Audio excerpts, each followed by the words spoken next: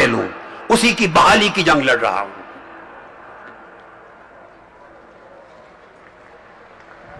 مگر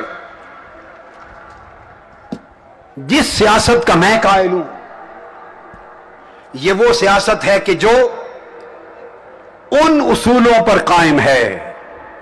ہم جس سیاست کو اس مقدس سرزمین پاکستان میں رواج دینا چاہتے ہیں وہ سیاست ان اصولوں پر قائم ہے کہ سیدنا صدیق اکبر کا عہد خلافت تھا اور سیدنا فاروق اعظم اس دور کے چیف جسٹس تھے۔ ایک صحابی کو ایک غیر آباد زمین کا قطع الاٹ کیا گیا اور آقا علیہ السلام کا فرمان تھا، وہ مقررہ وقت میں زمین کو آباد نہ کر سکے، درخواست دائر کی گئی سیدنا فاروق اعظم چیف جسٹس کی کورٹ میں، تو سیدنا فاروق اعظم جو chief justice of the state تھے انہوں نے اس الاٹمنٹ کو منسوخ کر دیا کہ مقررہ ٹائم فریم میں آبادی نہیں ہو سکی، منسوخ کر دیا۔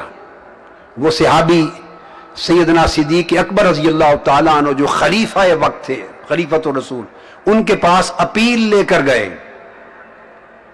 چیف جسٹس کے خلاف خلیفۃ الرسول کے پاس اپیل لے کے گئے۔ آپ نے فرمایا لا اجدد شیئا ردہ عمر،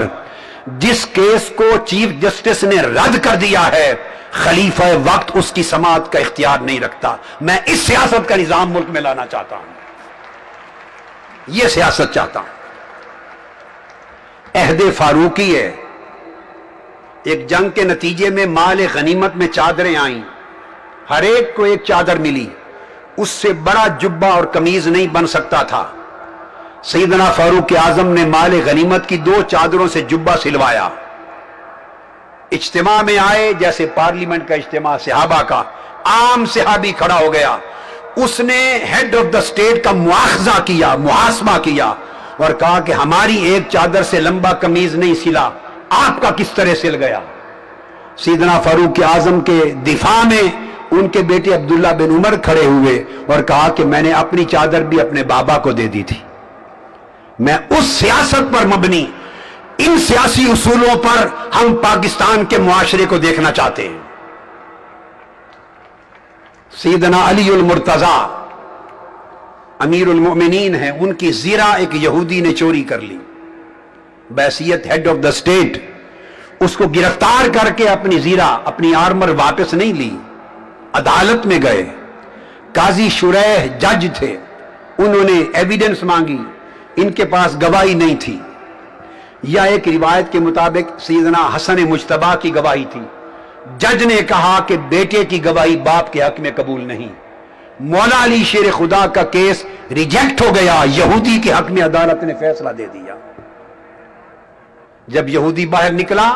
اس نے کلمہ پڑھ کے اسلام قبول کیا اور کہا کہ میں اسلام کا نظام عدل دیکھنا چاہتا تھا، زیرہ مولا علی آپ ہی کی ہے، لے لیں۔ فرمایا نہیں، جو عدالت نے فیصلہ کر دیا پلٹ کے واپس نہیں لوں گا۔ میں اس ملک میں ان اصولوں پر مبنی نظام سیاست و حکومت دیکھنا چاہتا ہوں۔ یہ فرق ہے، فقط اتنا فرق ہے کہ اگر ہمارا نظام سیاست اور نظام انتخاب ان اصولوں پر قائم ہو جائے تو یہ سیاست ریاست کو بچا سکتی ہے، مگر جس لوٹ مار، کرپشن، اجارہ داری،